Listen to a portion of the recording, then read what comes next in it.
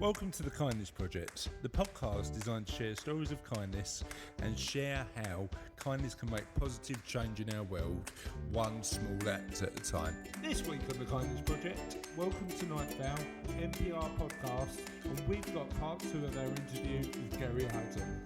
Welcome to the Kindness Project. Why are you laughing at me? I don't know why the deep voice came out there. Because it makes everything more dramatic. But it's a podcast about kindness, not about drama. It's not the drama project. We need more drama. Everything has to be dramatic and expressive. Oh, right, okay. Yes. Do you want to do an intro? You start. Oh, right, okay. I'm joined by a girl who loves Welcome to Night Vale so much, I think she'd like to live there. It's Charlotte Dames. Yes. And I am joined by a man who sometimes acts less like a dad and more like a hyperactive best friend. High five for that one. You gave me 2 minutes. I had to do something. I'm getting a bit teared up by that compliment. Less like a dad and more like a hyperactive best friend.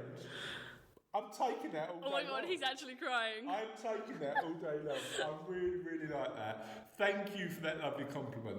I feel my mum was a bit underwhelming now, but why do you love Welcome to Night Vale so much? So Welcome to Night Vale, if you don't know, listeners, is a podcast. Oh my goodness. And a podcast that every time Charlotte and I talk about podcasts we listen to, it's the only one I mentioned. She mentions. So what is it, and why do you love it so much? God. Okay, so it's about this small town in America where like every conspiracy theory is true, and I absolutely love it.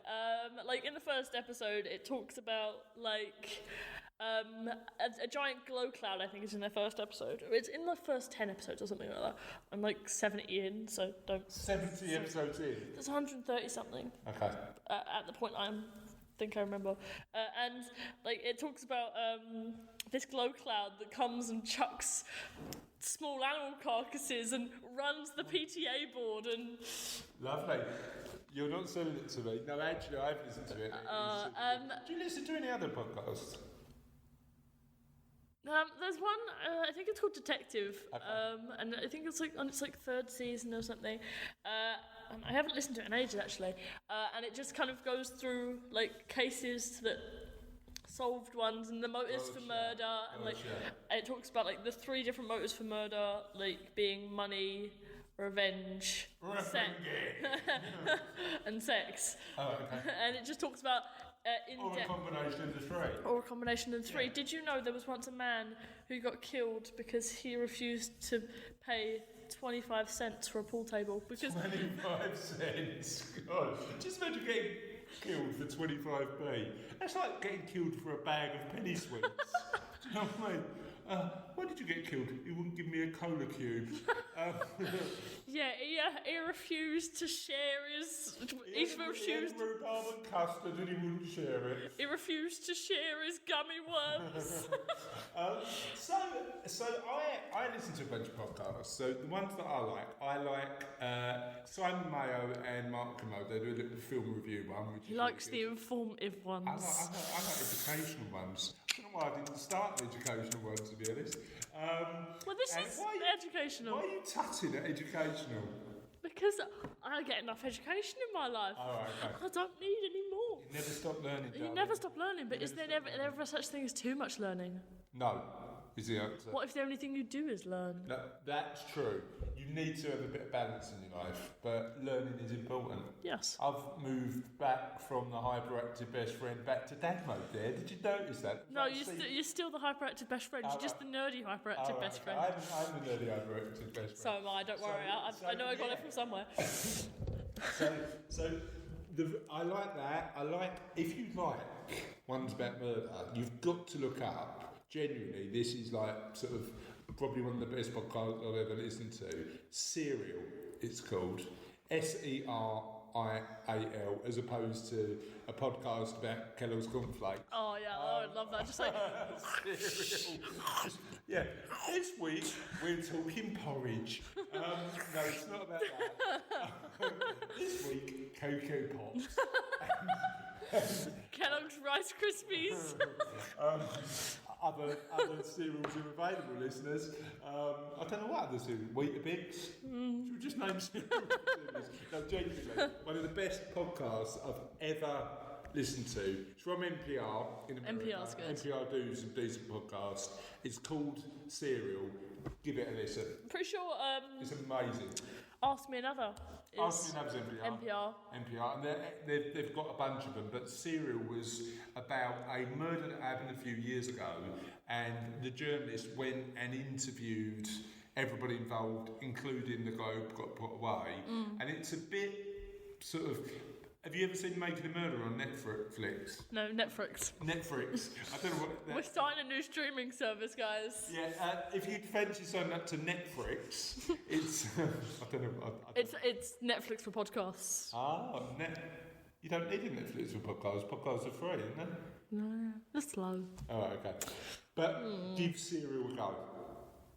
I've tried some cereal, it's quite nice. Give Serial a go, particularly the Weetabix episode.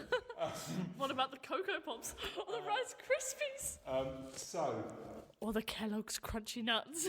the question of the podcast relates to our conversation about podcast, because the question of the podcast this week is, what's your favourite podcast?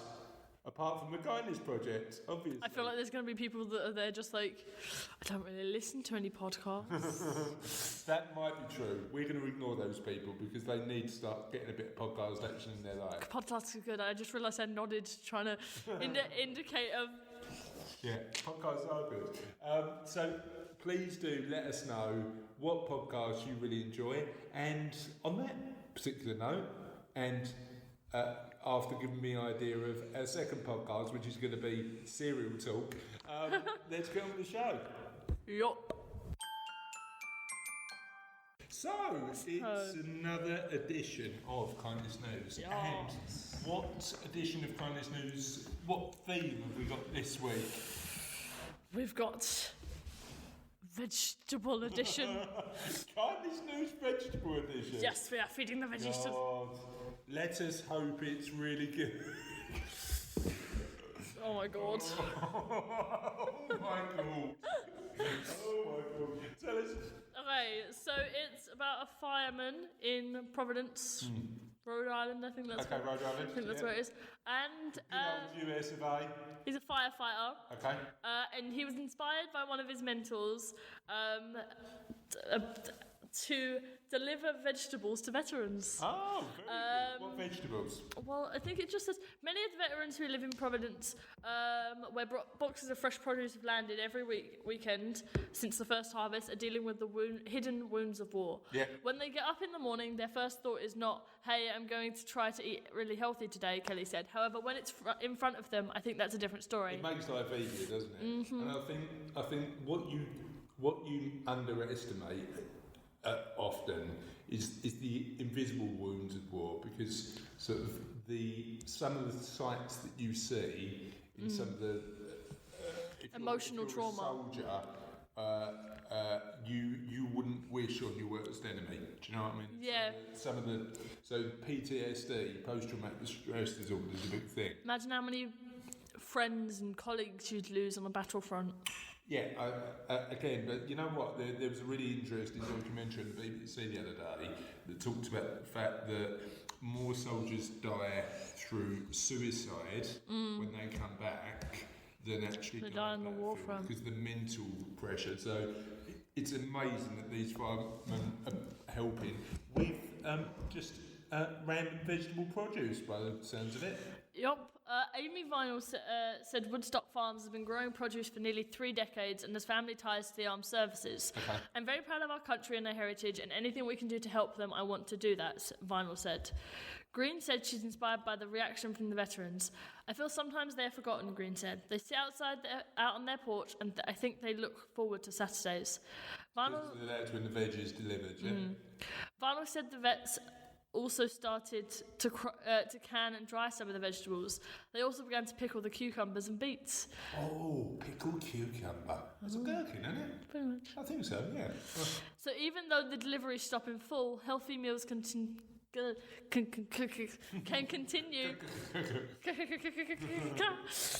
continue through the winter.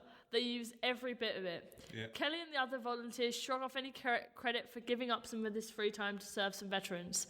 They've given so much of the time and physical well-being to the nation, Kelly said, and what we're doing is really just a small... the W's of small threw me off there. That doing is really just a small token of appreciation. But I'm sure it's really appreciated. Yeah. So that is incredible work, Kelly. Incredible work at the farm and carrying on supporting those people who serve their country. Veterans. Do we call it veterans in the UK? Yeah, we do. Yeah, we do, don't we? So yeah, great work. So this week, Charlotte, we're going to have the second part of our interview with Gary Hutton from Gary from Product and the Postcode. Now, I love talking to Gary because Gary's an EastEnder. He's an interesting guy. He's lived a life, but now he teaches kids the lessons he's learned from that life and what they should do to potentially avoid some of the bits that he wouldn't choose to repeat, I think is the best way to describe it. Gary does some great work. He's a great storyteller, and he'll share some more great anecdotes and stories in this second part of the interview. Shall we have a little listen? Yes. I tell you what I do remember, half pennies. Yeah. Because I used to go in the local shop with a bunch of half penny sweets, Yeah. I remember. I love an half penny sweet. You know, you could buy a pint of milk for 22.5 pence. Yeah, exactly. Yeah, no, that's good. So that's great. That's one that sticks out in my mind. So this is another interesting one because I've been reading your stuff and like loving it and thinking about sort of what sort of questions to ask you. And I know one of the focuses of the charity is education. Yeah. But for kids who are not particularly academically focused, what does that education look like in your eyes? So we're on a quest now to become an alternative education provider. Okay. In different London boroughs. Yeah. So we're now an education provider, alternative education provider for Havering. Okay.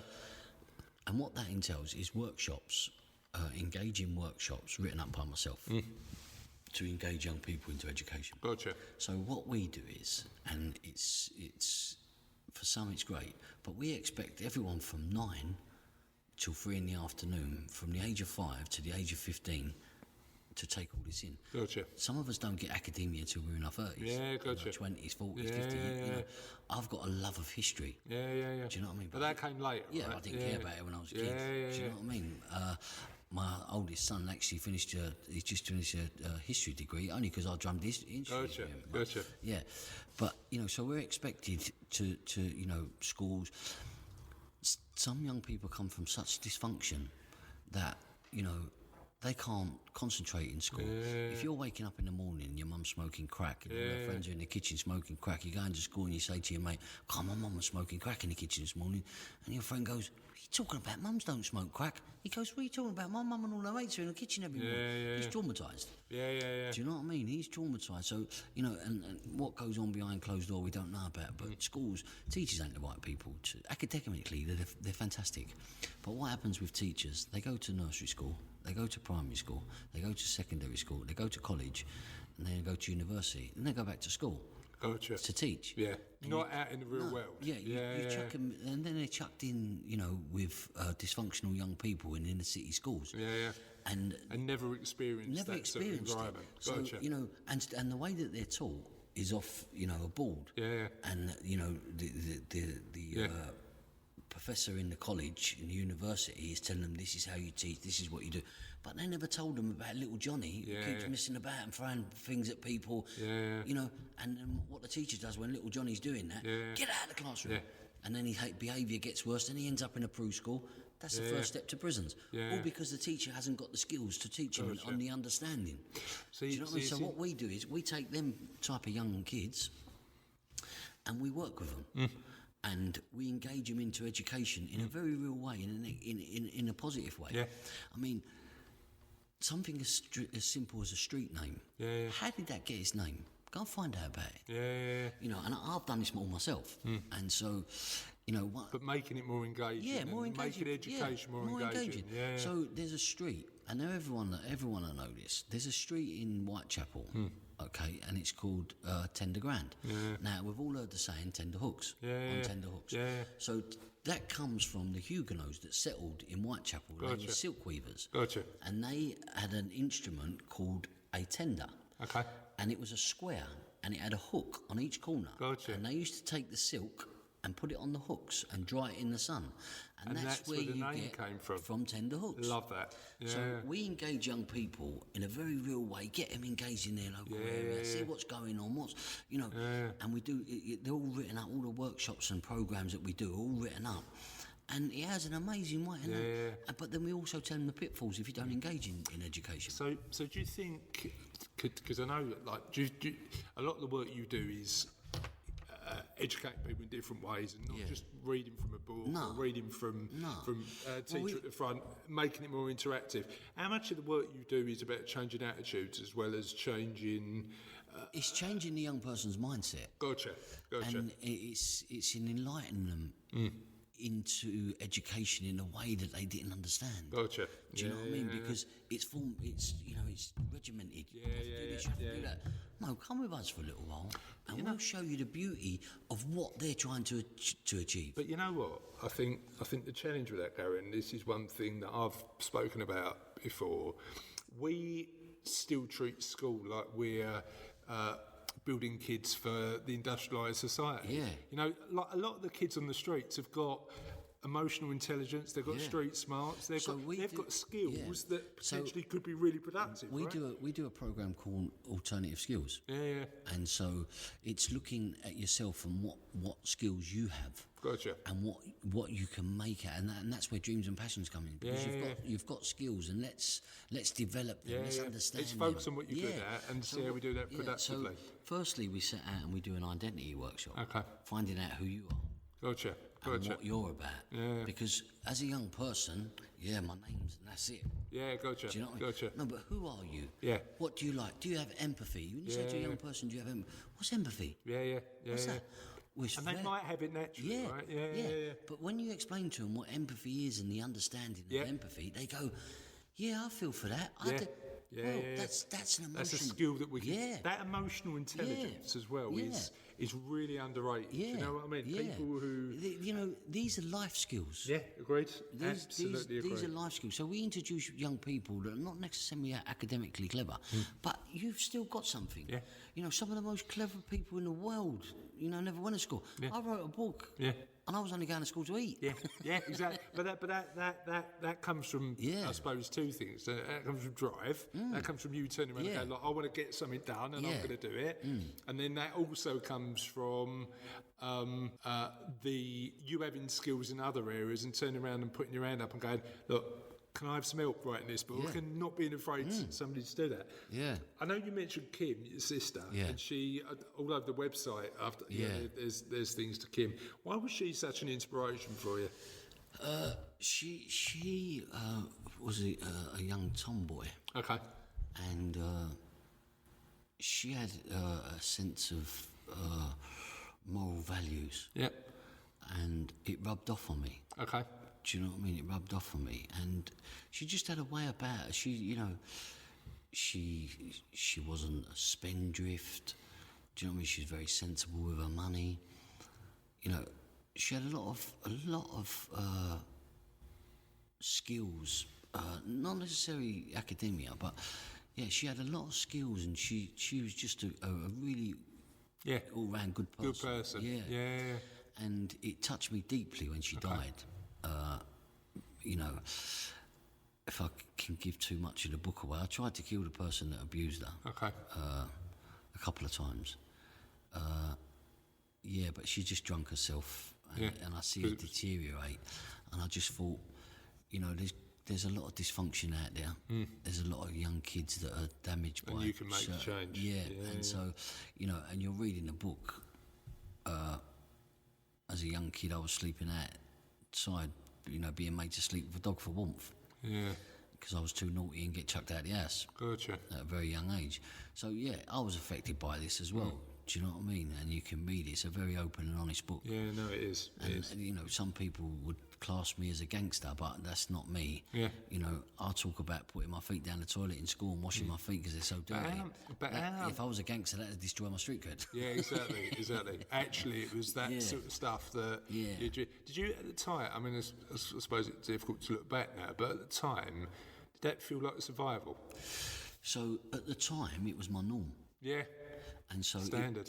So, you know, we all have levels of norm, and my norm was so far removed from the real world. It was dysfunction beyond dysfunction. Yeah.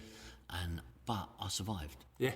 You know, and you know, and when you talk to your kids about it or your grandkids about it, I don't know how old grandkids are. They're too young. What do they say? It's quite funny.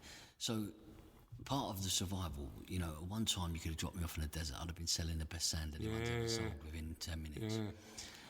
But the biggies on the next June selling exactly the same sand, but you buy it from me. Gotcha.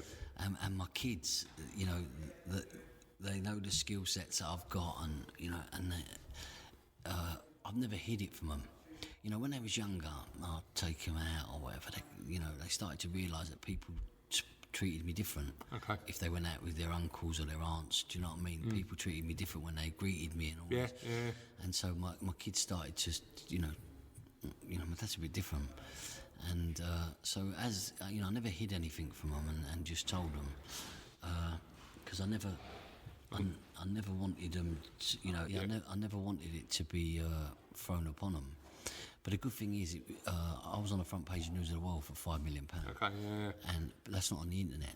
Right. So you can't get that anywhere. Okay. So that's a good thing. Yeah. And, you know, I've got copies of it, but it ain't never going on the internet. It's not going on the internet. Yeah. But my kids, so, I mean, 2 of my kids are trustees of the charity. Yeah. So it's a proper family affair, right? They get involved, they understand it. Yeah. And what do you reckon the biggest... So you talked about education, and I you know what? I think you're right. I think, like, you get educated at different ages, don't you? I mean, like, so there's different sorts of education as you get older. So what's the biggest thing you've learned personally through setting the charity up? Apart from, we were talking earlier, don't set a charity up because it's a pain in the arse. The biggest thing that I've learned, I didn't know how determined I was. Gotcha. Yeah, you know, the charity's been running since 2014, and I've gone far and beyond what you expected. Not what I expected, what I would normally do. Okay. Do you know what I mean? Because, you know, so I saved up before you know, and I've spent all my savings.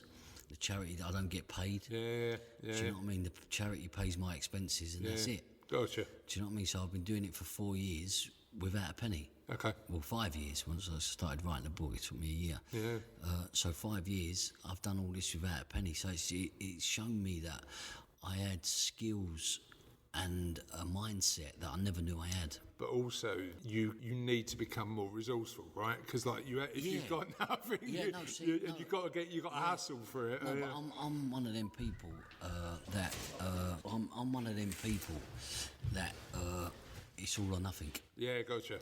And so if I said, right, I'm going to go and get a job, motivational speaking, I'll just carry on doing that. Yeah. And I'll forget about this. So you know. So you've got to be focused on it. Yeah. And it's my passion. Yeah. And it's my dream. Yeah. You know, to help as many young people as I can. And you know, I'm not one of them people that put trumpets up my arse and blow them. But you'll read about it in the book. I've changed young people that's on paper. Yeah. Murderers. Yeah, gotcha. I've changed their life brand, and now they're working successfully in the normal world. Yeah. Do you know what I mean? It's just someone. That's fundamental change to somebody's life. I believe. Right? I believe I've lived the life I have. For a reason. To be able to do what I do today. Otherwise, everything I've been through would mean nothing. Gotcha. Do you know what I mean? But it's gave me the understanding, the tools, the empathy. I think, Gary, you're right. I think if you can talk from a perspective that not many people can, or people can, but they don't normally, do they? I explain it like this. Yeah.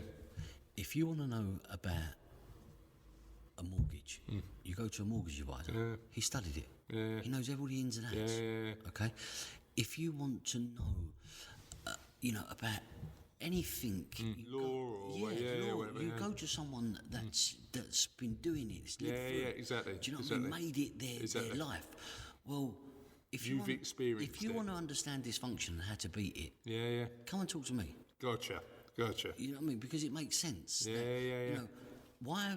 If you come from dysfunction, right, and you've lived this mad life, and you're in and out of prison, you crime and this that, and the other, you ain't gonna go to a mortgage advisor or some counsellor and go, I need help. Yeah. Well, because the challenge you've got is they'll turn around and say, I know how you feel, and in reality they don't. They ain't got a clue. They ain't got a clue. Yeah, no. Do you know what I mean? They don't know the reasons why you're out thieving, but I can guesstimate. My guesstimation is not a million miles away from the truth. Not a million miles away from the truth. Do you know what I mean? So you mentioned about there's people who you've helped through the charity. Yeah. What's your favourite story of somebody you've helped?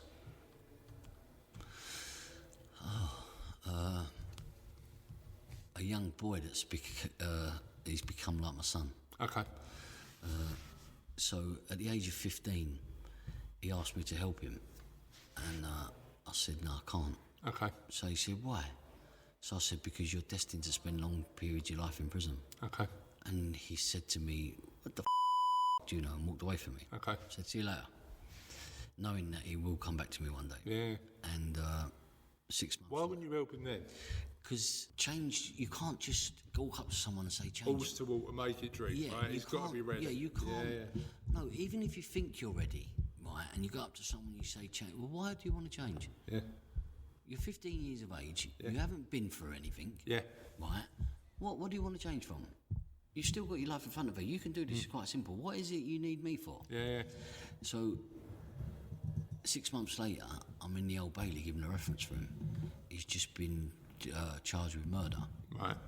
And what happened was, two 15-year-olds was coerced into a robbery on a supermarket by the security guards. And these two young people hid in the stairwell, and when the manager walked out to go to the safe to get the money out, they jumped out. One of them was a complete psychopath and stabbed the bloke in the jugular. Okay. Killed him stone dead. The young person that was with him, who come to me and asked me for help, was just there. He didn't know he had a knife on him. Gotcha. He didn't know nothing. This person got lifed off. The young person that I'm talking about got 9 years. Okay. Just because he was there. At 15, 16. Yeah, at 15. Right. Okay. So I visited him all around the country, wrote to him, and then when he come out, I sat him down, I said to him, right, and it was like, the Christmas story, Scrooge. I said to him, you're going to get phone calls. And he said, what do you mean? I said, people are going to phone you up on paper, look at the size of you, you've just been in prison for 5 years, you've got muscles, you've been in the gym. I said, you're twice as big than everyone else, right? But he was like that when he was 12. Gotcha. And now he's been to prison, he's bulked himself up. I said, on paper, you're a murderer. Gotcha. You are now useful. Gotcha. Because everyone, around sees you as this murderer. You've never murdered anyone in your bloody life. You didn't even touch the geezer. Yeah. But on paper, you're a murderer. Yeah. So now you're useful. So we'll get offers, right, is what you're saying. So I told him about these phone calls you're going to get. So I said, someone's going to ask you, phone you up and say to you, can you come with me? Someone owes me money for drugs and they won't give me the money, and will you come with me? It's up to you what you say. So a couple of weeks passed. He said, I got that phone call. I said, what did you say? He said, no, I told him I don't want to do it. Don't want to do it. Don't want nothing to do with it. I said, okay, you're going to get another phone call. I said, but the idea is, sorry for swearing, but you have to become a He said, I ain't a I said, you are. You want to be one. I'm one. I said, I'm happy to be one. Got to say no, isn't Yeah, I'm happy to be one. So I said, when you get the next phone call, it's up to you what you say, but you're going to be asked again. And he got these phone calls. He said, Gal, he said, I keep saying no to people. I said, brilliant. Now you're going to become a He said, I ain't a I said, you are. It's good to be one. He said, what do you mean? I said, look, next time they get together and they say, oh, this one owes us money, this one for a drug deal, this, that, and the other. Yeah, don't phone him. Yeah, let's phone Gary. No, I phoned him last week. He told me I phoned him 3 times. He's a Yeah, gotcha. Brilliant. Gotcha. They don't phone you no more. He's Exactly. So they don't phone you no more. So the reality of it is, you want to be known as the guy who don't help out. That's it. The unhelpful one. Yeah, gotcha. Because they're just using you. Yeah. Do you know what I mean? They're just using you. And so once we broke away from that, helping break away. How long did it take him to just like keep on saying like, ain't interested? It was about 6 months. Okay. And then I started taking him with me on talks in schools, and we'd done a pilot scheme in Harlow, in a Prue school, and it was like a little mini prison, and I was, leading him, letting him talk, and it was amazing. Do you know what I mean? And then he's now an apprenticeship electrician. Cool. Leaving, turning it around and a completely different life. Yeah, love it. Absolutely love it. Yeah. So I know that some of your talks are pretty hard hitting. Yeah. You sat on the website. Yeah. That's intentional, right? Because you want to have a language that the people you're trying to communicate with understand. So politicians talking away, right, and they talk about issues that some of them are scaremongering. Yeah, gotcha. Some of them, they're selling stuff to us. Do you know what I mean? It's all a sales pitch. Yeah, gotcha. So when I go into a school, I do a talk on a life without education. Yeah. So I use my own life's path as a talk. That's a pitch, isn't it? Yeah. That's a pitch to the kids. Yeah. Yeah. So, I'm telling them about my life. Yeah. And my life that didn't involve education. Yeah. And the importance of education. Yeah. What I'm doing is I'm giving them my life story. Yeah. As a tool for learning. Yeah. But it's still a pitch, but it's got sincerity behind it. Yeah, absolutely. Do you know what I mean? Whereby, if you don't take it part in education, these are the possibilities. Yeah, agreed. Yeah, do you know what I mean? Yeah, agreed. This is the possibilities, and I've been through some extremes. Yeah. Do you know what I mean? I've been through some extremes in life. Hunger. And I'm not talking about, I feel hungry, I might go to McDonald's. I'm talking about, I'm starving. Where the am I going? Where's the next meal? Where am I going to nick some food from? Yeah, gotcha. Do you know what I mean? And not only so I can eat, so everyone else can eat. Yeah, gotcha. Do you know what I mean? So I use. But when it comes from sincerity, you just can't beat that, can you, in terms of persuading people? I go into a school and I'll talk to young people, but what I do is, I hope young people don't listen to this. So I stand just by the doorway, and when they all come in, I watch them. And so I have a skill. So I can't read books like you can read books, but I can read body language. Yeah. So body language tells me different things. Yeah. It's like you reading. Yeah. But it stopped me from getting nicked because I knew who the old Bill was. Gotcha, yeah. And so I use that now. And so there might be one young kid that I need to talk to. So when I do my talk, I could be... You know exactly who you're going to have a chat to directly. Yeah. I'm talking to him or her, whoever it may be. Yeah. Everyone else is engaged, but I'm talking to him. And I talk about this in the book. They make a beeline for me afterwards.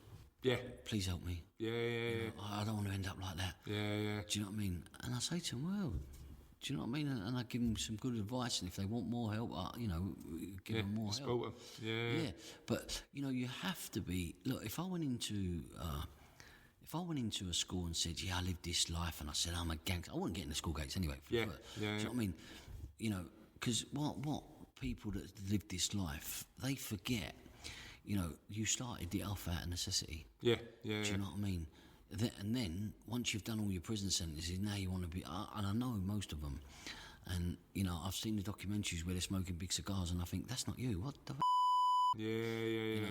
So I don't subscribe to all that. That daily life is a fallacy. Yeah, it's all stupid, do you know what I mean? Would you ever go back?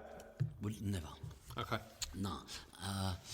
I've come... No, I made a promise. I was in a padded cell in a straitjacket, and I looked up. To yourself or to whoever we believe in. Okay. And I looked up and I said, if you get me out of here in good mind and stand, I'm going to make a change. Yeah. I'm going to make a change in my life. Okay. And I haven't broke it. I've come close. Okay. But I haven't broke it, and all I've done. How long ago was that? 96. So you're doing that 20 years. Yeah, I'm doing all right. Yeah, I'm doing all right. That's not bad. I'm doing all right. Maybe if I gave it all up tomorrow and went back to crime, it'd be enough. Yeah, that would be. We might have to scrub you off the podcast, though, Gary, because this is about kindness. I mean, if you went back to crime, we'd be in a lot of trouble. So what's next for the Kindness Project? Sorry, for Product Postcode. So we're going on a big media campaign. Okay. To let people know that we're here. Okay. There's some projects that we're starting up. Fight for a Better Life. It's a 10-week project to disengage young people. Okay. To get them back into work or college or whatever it is. Yeah. 18 to 24-year-olds. There's talk of... I keep getting offers. I was looking at my phone today. I keep getting sent scripts from the book to make into a film. Okay. I've turned down so many documentaries because it's not about me. Yeah. Do you know what I mean?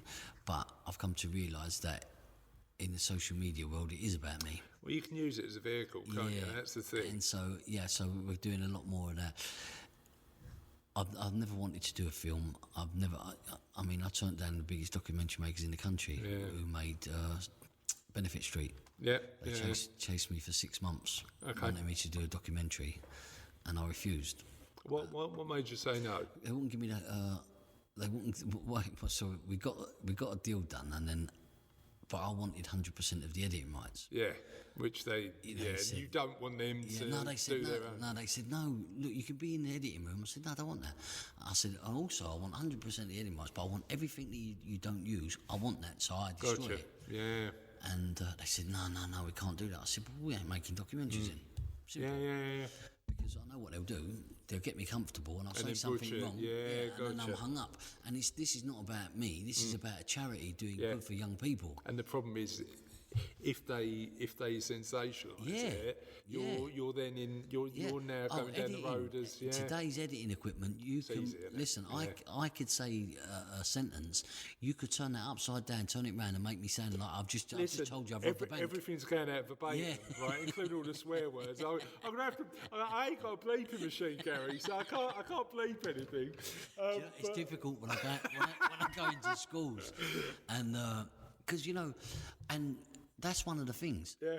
I say to every talk I do, if you don't like swearing, if you're offended by it, then this is not for you. Yeah, gotcha. Because the way my approach is very rude. Yeah.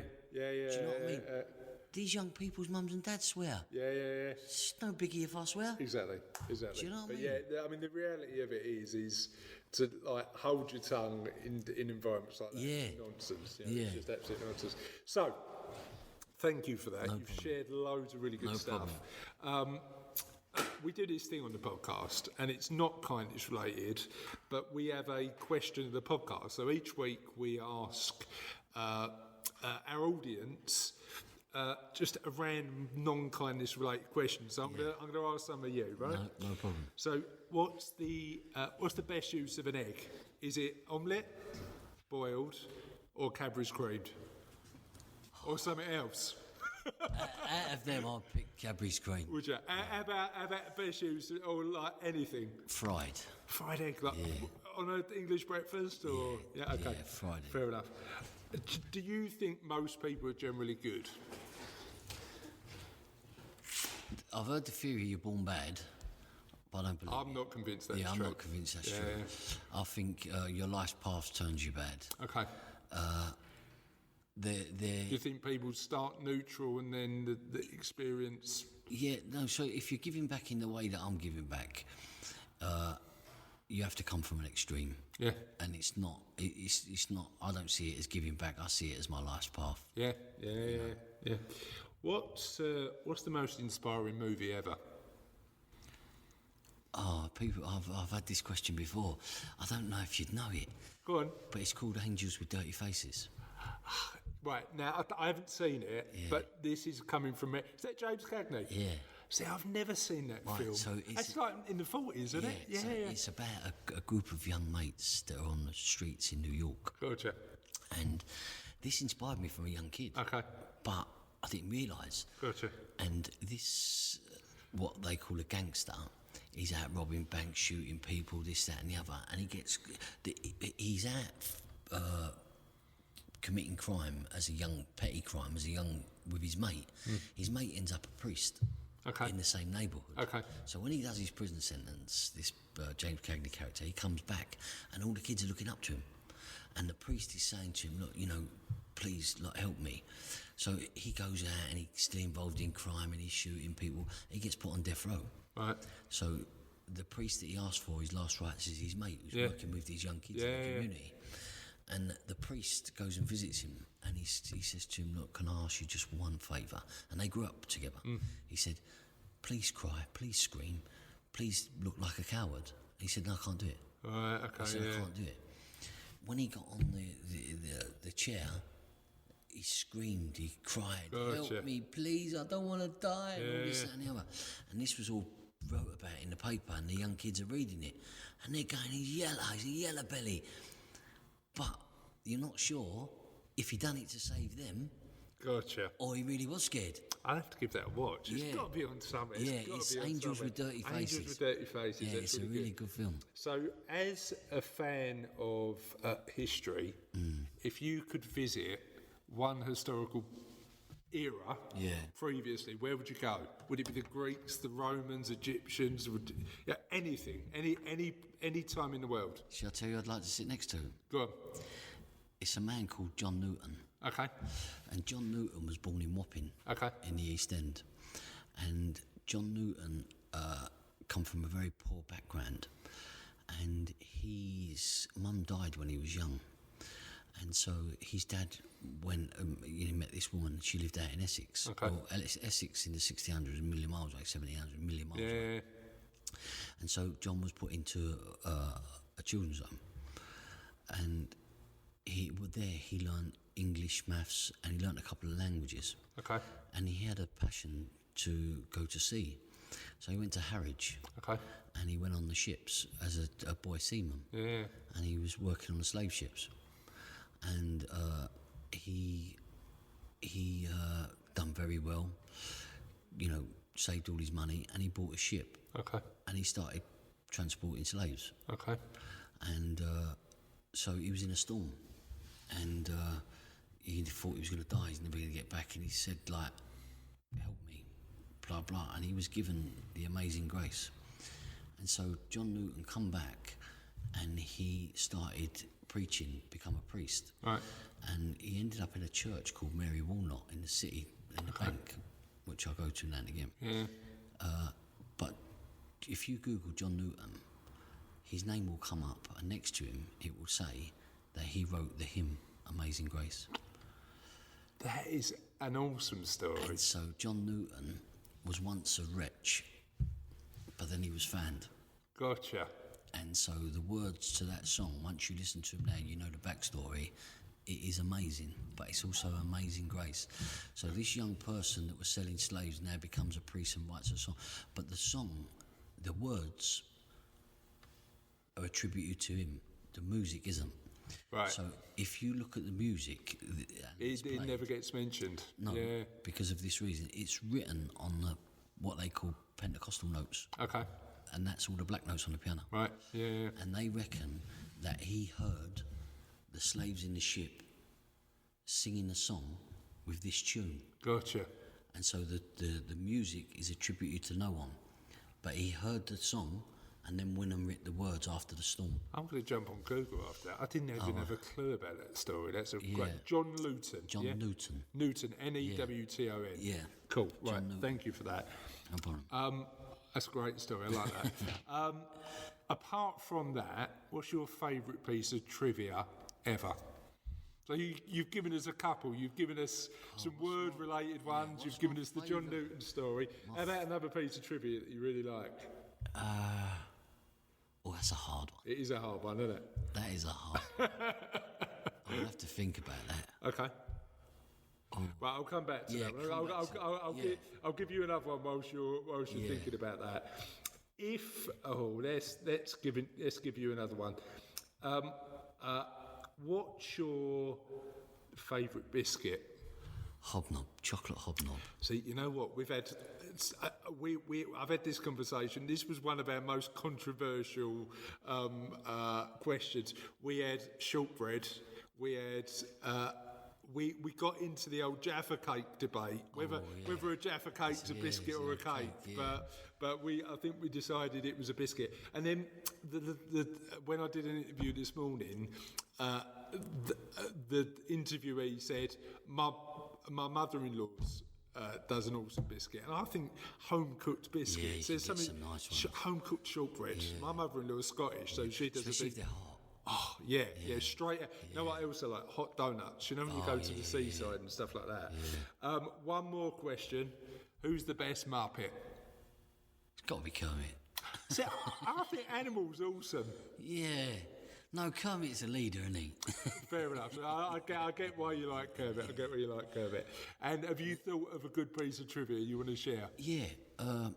So, this bit of trivia, and a lot of people... I don't know if this is trivia. So, the East End of London.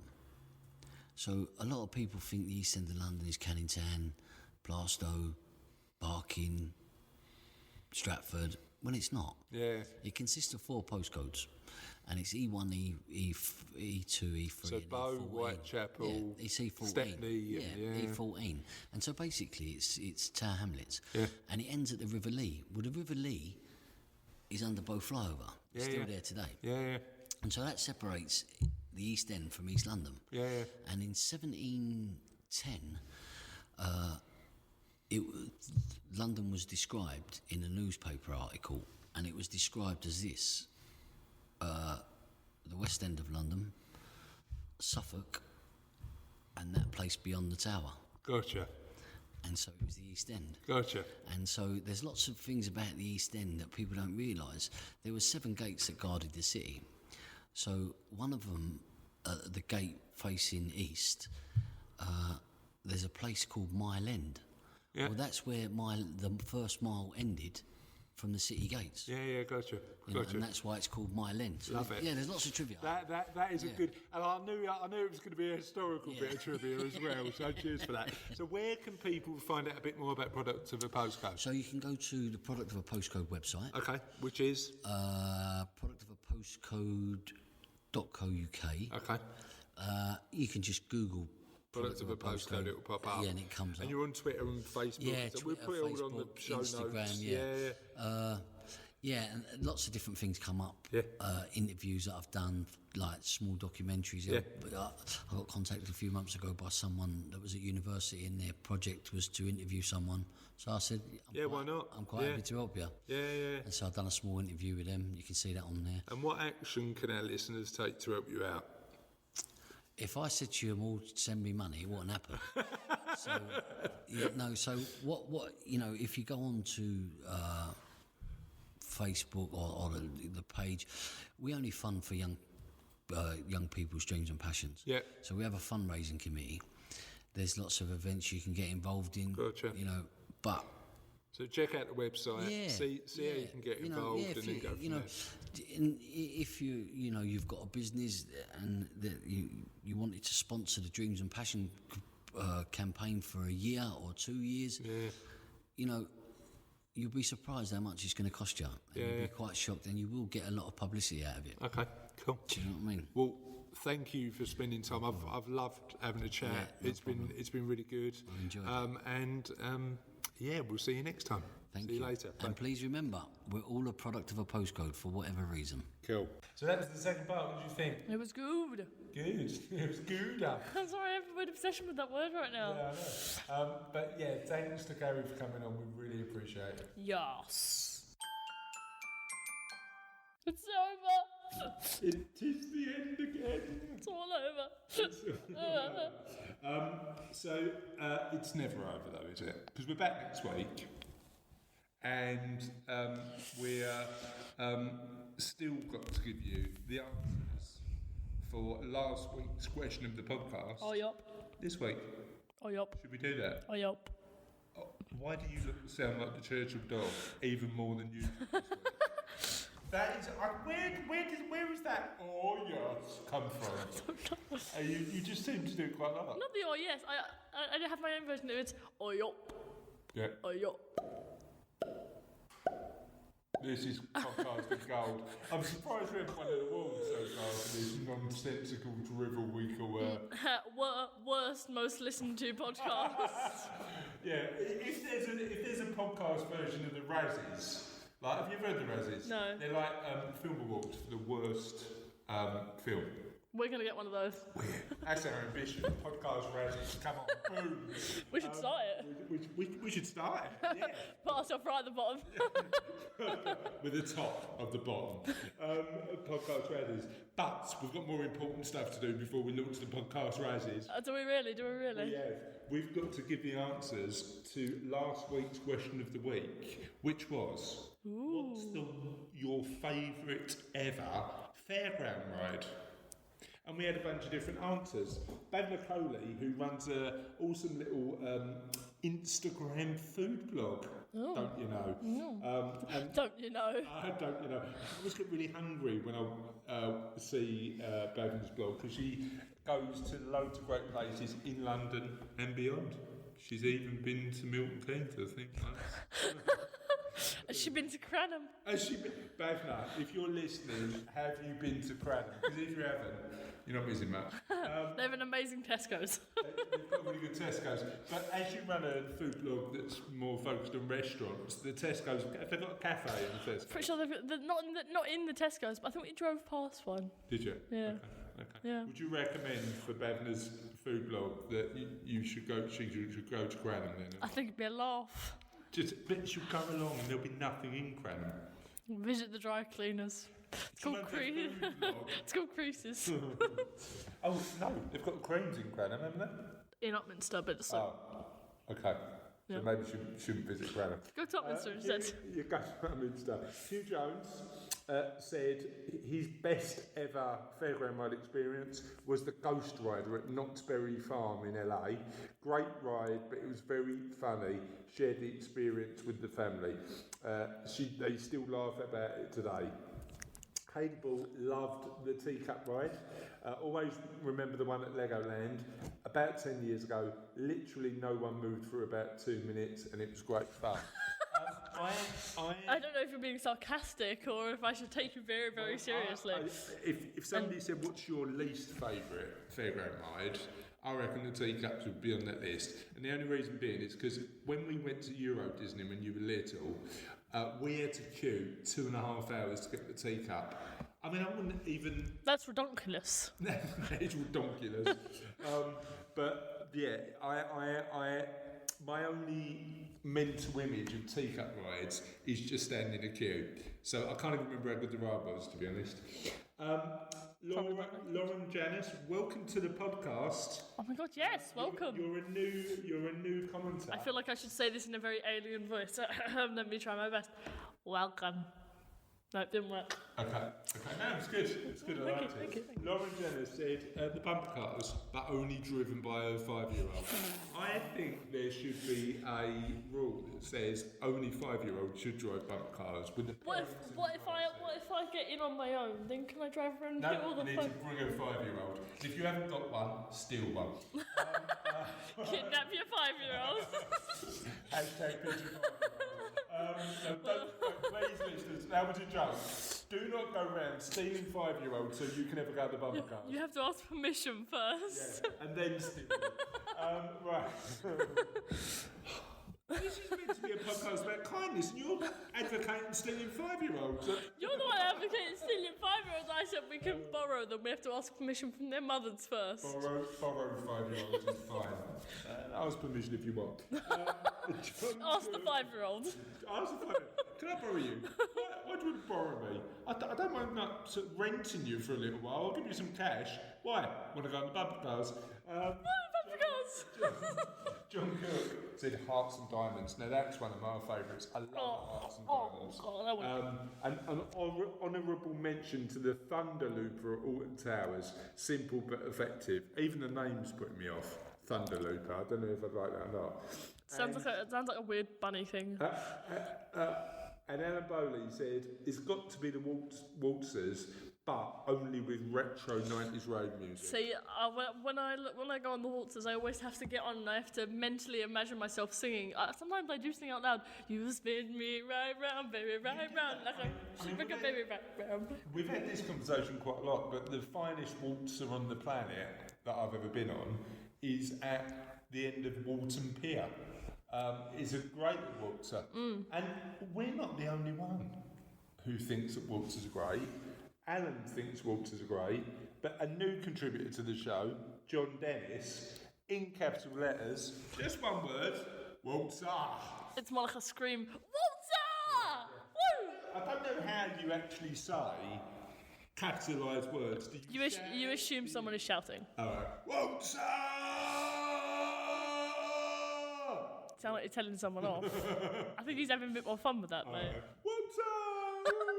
Anyway, You sound terrified. that was all of the comments we had from last week's question of the podcast. And I just want to say thank you to somebody this week at the end of the podcast, because I was at a conference in Manchester the other day and bumped into a lady called Natalie. Now, Natalie's lovely, and she gave me a lovely little compliment that was basically, I listen to you and Charlotte do the Kindness Project, and it makes me chuckle on the bus. So hopefully the other people on the bus don't think you're insane. Maybe they do. It doesn't matter. You're doing a good thing laughing on the bus. I laugh on the bus all the time. I smile on the bus. I just smile at random people. Just go. So thank you for your, thank you for listening, Natalie. Thanks for letting us know you're enjoying the podcast, and we're gonna just carry on carrying on. Carry on. Like the movies. Carry on podcasting. Okay, and that's it for this week. We'll see you next time. Bye.